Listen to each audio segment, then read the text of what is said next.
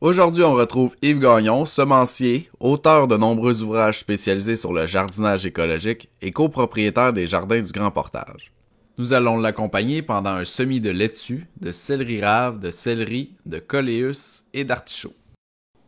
Alors, je dis toujours que pour bien réussir ces semis intérieurs, il y a tout d'abord l'environnement de la pouponnière, l'environnement de la chambre à semis, donc l'éclairage, la température. La température, c'est assez fondamental. Alors, comme j'expliquais, pour les espèces qui sont pas tropicales, on peut travailler tout simplement à température ambiante dans une maison, donc autour de 20 degrés, 18 la nuit, 20 degrés, 22 le jour, c'est tout bon. Les espèces tropicales, ils ont besoin d'un petit peu plus de chaleur. Donc, quand j'ai mes tomates, mes piments, mes poivrons, mes aubergines en semis à l'intérieur, ben, je vais avoir tendance à mettre une coupe de bûche de plus dans mon poêle à bois pour garder une température autour de 23. Puis pour la germination, comme j'expliquais tantôt, ben, j'installe mes caissettes dans la salle de bain et je monte la température à 27 pour avoir une bonne réussite. Donc ça clôt la question de l'environnement de la chambre à semis, l'environnement de la pouponnière. Le terreau, ben on a parlé des terreaux à l'extérieur, on a préparé ensemble un terreau de germination. La prochaine fois que tu vas venir, Léandre, on va préparer un terreau de croissance. Donc on va faire du repiquage quand on va se revoir. Et le troisième point, c'est la régie. Donc, comment on procède, comment on fait le semis, comment on repique. Le calendrier aussi, c'est très important. Il faut partir les espèces au bon moment. Alors, comme tu peux voir, Léandre, les oignons sont déjà là. Ils ont été partis à la fin février. Donc, pour les oignons, c'est le bon moment.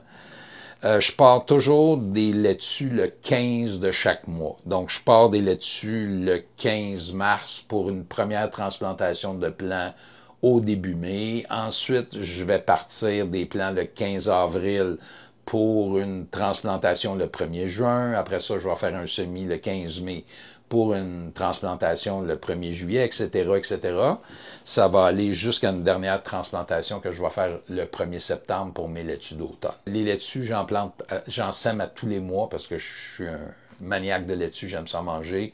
Donc, j'ai toujours de la laitue en transplantation au début de chaque mois. Actuellement, on est à la mi-mars, donc c'est encore un peu tôt pour partir les espèces tropicales. Dont on parlait des piments, poivrons, aubergines, tomates. On va faire ça un peu plus tard. Il y a quand même certaines espèces qu'on doit partir à la mi-mars. Donc, ensemble, là, maintenant, on va faire un autre semis de laitue. Les laitues que je t'ai montré tantôt, c'est des laitues destinées à la production de semences.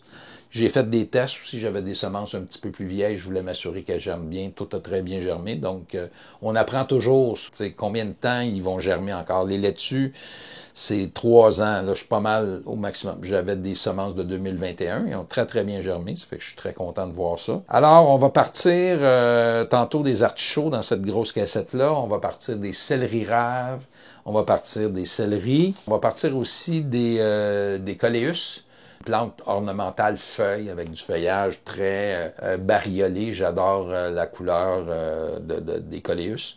Puis c'est une espèce un peu lente à se développer au stade de plant, donc je les pars tôt pour avoir des beaux plants à transplanter au début juin. J'avais mentionné qu'on allait faire de la laitue. Ça va être de la laitue de consommation. Alors, j'ai ici une caissette avec du terreau de germination qu'on a préparé ensemble. J'ai donné un petit coup d'eau tantôt pour humecter un tout petit peu plus le terreau. J'ai 5 cultivars de laitue ici qu'on va semer. Alors, on va commencer par une laitue glaciale qui s'appelle la Reine des Glaces. Donc, quand on dit glaciale, c'est le mot français pour une laitue pommée de type iceberg. Donc, la Reine des Glaces, je l'aime beaucoup. Elle fait une pomme assez dense, très charnue, très croustillante. J'utilise beaucoup les bâtons de popsicle pour travailler mon terreau, mon semis. Fait que ça se vend comme ça en boîte, que c'est pas très très coûteux. Et j'utilise ça à la fois pour faire mon sillon et pour identifier mes cultivars. Donc, c'est très simple. On crée tout simplement un sillon pas trop profond. Hein? Le principe est le suivant, puis c'est la même chose au jardin. Des fois, il y a des petits motons de compost qui pourraient nuire à la levée. Donc, quand on a des petits motons comme ça, il ne faut pas gêner de les défaire. Donc, c'est toujours on enterre toujours une semence de 3 fois son épaisseur, de 3 fois son diamètre. Donc, si on a des petites semences, comme ces semences de laitue, ben 1 cm de terreau par-dessus la semence, c'est amplement suffisant. Donc, pour le semis, je prends mon sachet et je donne des petits coups comme ça, ce qui fait que les graines se rapprochent du bout. Et là, je peux pratiquement contrôler le nombre de graines que je vais mettre dans mon sillon. Je vais en mettre à peu près une vingtaine par cultivar. Alors voici, c'est fait pour la Reine des Glaces. Je prends mes doigts comme ça pour recouvrir la semence, comme ceci, et je plombe. Je place mon petit bâton ici pour identifier et on procède au deuxième cultivar. Ici, ça va être de la laitue Merlot. Ici, la semence est différente, elle est de couleur blanche. Donc, on tapote comme ça et les semences s'approchent. Puis, on peut pratiquement avoir un nombre exact de semences dans notre sillon. On peut contrôler le nombre. On va procéder avec la romaine Jéricho qu'on va mettre ici au centre. Donc, on fait le même principe ici. Voilà. Je mets une vingtaine de graines à peu près, peut-être une petite affaire de plus. On recouvre. Ensuite, la merveille des 4 saisons, qui est une laitue Boston avec du rouge dedans, qui est vraiment excellente. Une petite graine noire cette fois-ci. Quelques-unes de plus ici, comme ça. Et on termine avec la Deer Tongue. Donc, langue de chevreuil. Très, très belle laitue ici, que j'essaie pour la première fois, mais j'en entends parler depuis longtemps. C'est le fun de faire des essais à chaque année de nouveaux cultivars, juste pour son plaisir. Alors voilà, une vingtaine de semences. Alors la prochaine fois, quand tu vas revenir, Léandre, on va procéder au repiquage de ces plants de laitue. Donc évidemment, on va donner un petit coup d'eau avec l'arrosoir à bec inversé tantôt.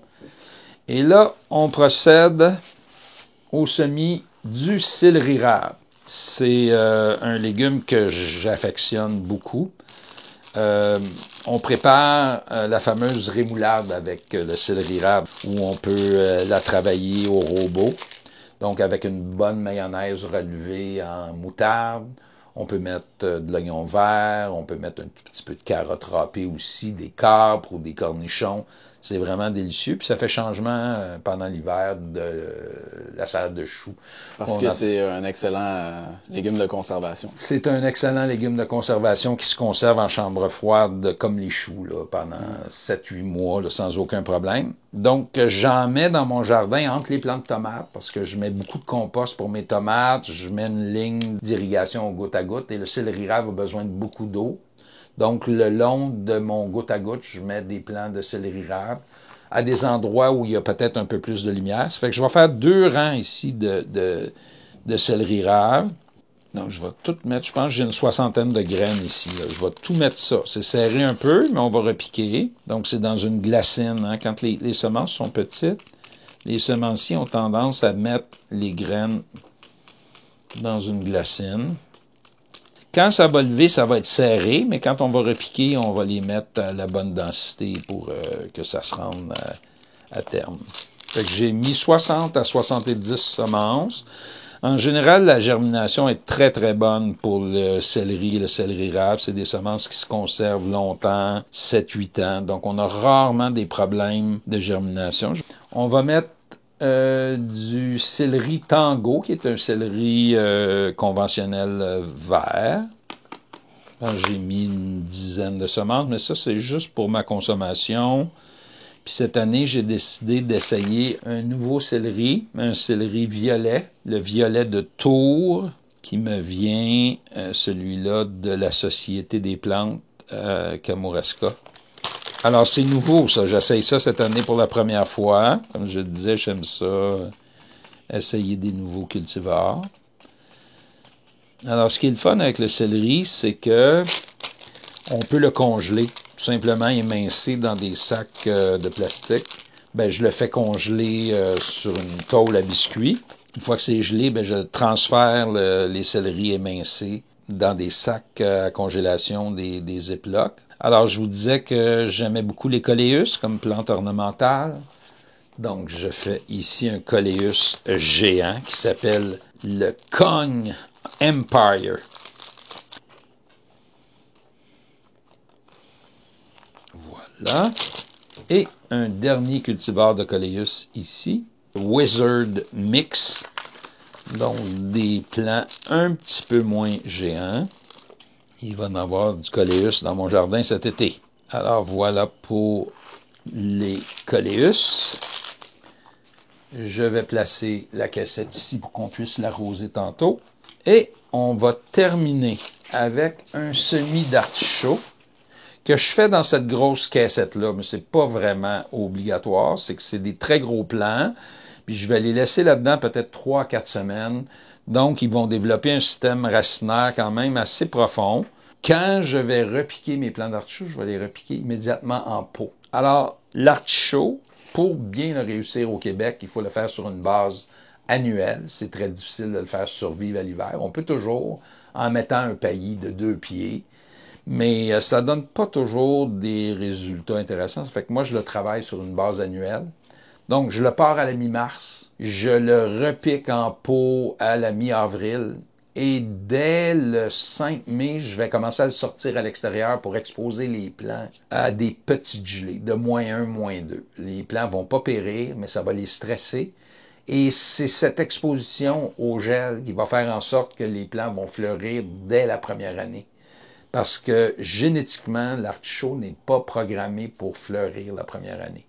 Donc, en lui créant ce stress-là, en l'exposant des petites gelées, ben ça va induire une production de fleurs dès la première année. Et la partie comestible de l'artichaut, c'est les boutons floraux. Donc, si on induit la floraison la première année, ben ça va nous donner une belle récolte.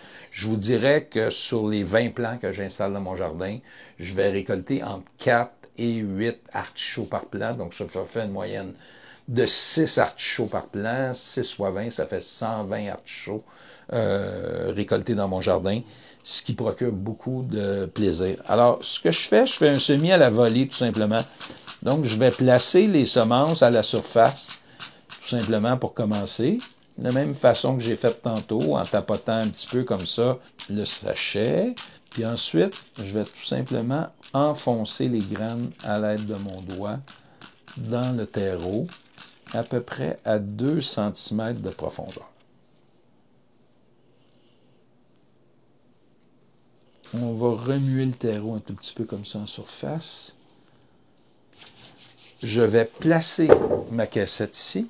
On va procéder léger arrosage. Et le tour est joué. C'est parti pour nos céleris, nos coléus, nos laitues de consommation et nos artichauts. Alors, on va se voir dans 3 semaines pour le tournage de la suite de cette vidéo éducative sur les semis intérieurs. Alors, d'ici là, je vous souhaite un beau printemps. Merci à tous les membres qui soutiennent financièrement le projet de partage via l'abonnement payant.